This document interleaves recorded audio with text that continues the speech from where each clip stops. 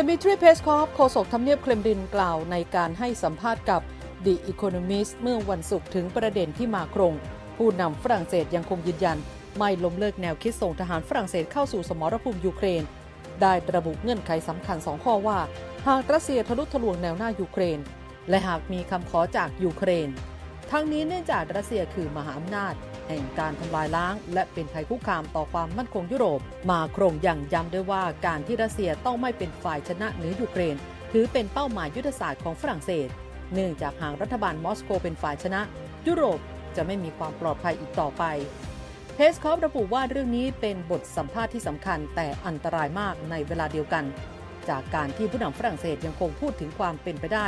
ของการมีส่วนร่วมโดยตรงกับการสู้รบในยูเครนด้านฟรานซ์ 24 รายงานว่าในการตอบคำถามของมาครงต่อ The Economist ที่ถามว่าเขายังคงยืนยันคำพูดที่กล่าวเมื่อต้นปีนี้ว่าไม่ตัดโอกาสในการส่งทหารตะวันตกไปยังยูเครนหรือไม่มาครงตอบว่าเขาไม่ตัดสิ่งใดออกไปเนื่องจากเรากำลังเผชิญกับบางคนที่ไม่ตัดสิ่งใดออกไปเช่นกันคำกล่าวของมาครงดังกล่าวเมื่อต้นปีนี้ได้สร้างความตกตะลึงไปทั่วยุโรปส่วนการให้สัมภาษณ์ของมาครงล่าสุดนี้เกิดขึ้นในขณะที่นักวิเคราะห์บางคนเชื่อว่ารัสเซียกำลังเตรียมเปิดฉากรุกใหญ่ครั้งใหม่ในยูเครนมาครงชี้ว่าหากรัสเซียตัดสินใจรุกคืบครั้งใหม่จริงเราทั้งหมดก็ควรจะต้องหันกลับมาถามตัวเองด้วยคำถามนี้คือการส่งทหารไปยูเครนหรือไม่ผู้นำฝรั่งเศสชี้แจงว่าการที่เขาปฏิเสธที่จะตัดความเป็นไปได้ในการส่งทหารไปยูเครนนั้นเท่ากับเป็นเสียงปลุกตื่นในเชิงยุทธศาสตร์ไปถึงผู้นำยุโรปคนอื่นๆก่อนการให้สัมภาษณ์นี้มาครงเพิ่งกล่าวถ้อยแถลงเมื่อสัปดาห์ที่แล้วเตือนยุโรปไม่ได้เป็นอมตะและยุโรปจะล้มหายตายจากไปจากโลกในที่สุดเนื่องจากภัยคุกคามที่เกิดขึ้นจากรัสเซีย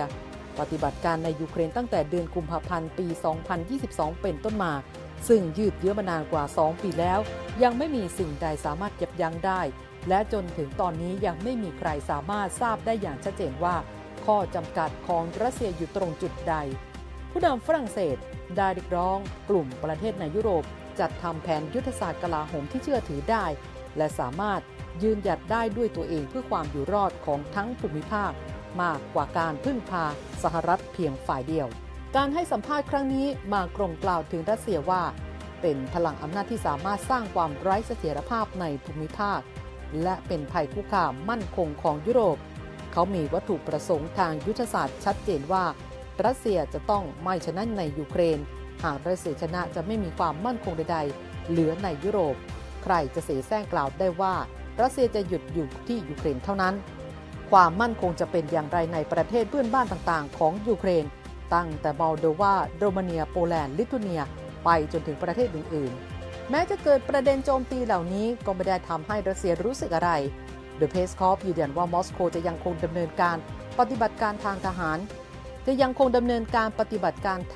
รพิเศษในยูเครนต่อไปจนกว่าเป้าหมายทั้งหมดจะประสบความสำเร็จและเมื่อต้นสัปดาห์ที่ผ่านมาเพสคอฟยังได้กล่าวถึงข้อกังวลที่ผู้นำยุโรปจำนวนหนึ่งหยิบยกขึ้นมาหารือเกี่ยวกับการโจมตีจากรัสเซียเมื่อความขัดแย้งในยูเครนสิ้นสุดลงเพสคอฟย้ำว่ามอสโกไม่มีแผนหรือความสนใจที่จะมุ่งเป้าไปที่ประเทศในยุโรปใดๆและปฏิเสธข้อกล่าวหาดังกล่าวว่าเป็นเรื่องเขย่าวขวัญที่สร้างขึ้นเพื่อหันเหความสนใจของผู้คนจากปัญหาภายในประเทศของตนเมืองหลวงของยุโรปกำลังตึงเครียดในทุกด้านพยายามหลอกพลเมืองด้วยการแต่งเรื่องราวสยองขวัญเกี่ยวกับชาวรัสเซียผู้น่ากลัวผู้ไม่เคยหยุดนิ่งและก้าวต่อไปข้างหน้านั่นไม่มีเหตุผลเลยเพสคอฟกล่าวเสริมด้วยว่าเจ้าหน้าที่ที่ผลักดันข้อกล่าวอ้างดังกล่าวอาจพยายามชดเชยการสูญเสียภาพลักษณ์และคะแนนนิยมของพวกเขาในเดือนมีนาคมประธานาธิบดีปูตินก็ได้ปฏิเสธพูดถึงความเป็นไปได้ที่รัสเซียจะโจมตียุโรปและตอบกลับว่าเป็นความพยายามที่สร้างความหวาดกลัวให้กับประชาชนในท้องถิ่นเพื่อสูบเงินเพิ่มจากประชาชนขณะเดียวกันวันนี้หนังสือพิมพ์อิสระโนโวยากาเซตายูโรของรัสเซียเผยแพร่บทสัมภาษณ์ของสเตฟานเซเจนรัฐมนตรีต่างประเทศฝรั่งเศสเซเจนระบุว่ารัฐบาลปารีสคาดว่ารัสเซียสูญเสียทหาร 150,000 นายและได้รับบาดเจ็บ 500,000 นายในการทำสงคราม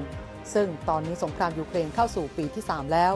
เซเจนบอกด้วยว่ายุโรปและพันธมิตรยังคงเป็นน้ำหนึ่งใจเดียวกัน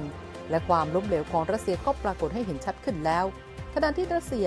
ยังไม่ได้เปิดเผยข้อมูลเกี่ยวกับกำลังพลที่เสียชีวิตด้านเซเลนสกี้ผู้นำยูเครนเผยเมื่อเดือนกุมภาพันธ์ว่าพลทหารรัสเซียเสียชีวิต 180,000 นายในสงครามขณะที่อังกฤษคาดว่าทหารรัสเซียเสียชีวิตหรือบาดเจ็บรวม 450,000 นายในยูเครนส่วน BBC รายงานเมื่อเดือนเมษายนว่าทหารรัสเซียเสียชีวิตมากกว่า 50,000 นายโดยอ้างอิงจากผู้สื่อข่าวอิสระมีเปียร์ซูน่าและอาสาสมัครมาร่วมสนับสนุนท็อปนิวส์นำเสนอความจริงได้แล้ววันนี้เพียงกดปุ่ม Super Thanks แล้วเลือกจำนวนเงินตามที่ต้องการได้เลยครับขอบคุณครับ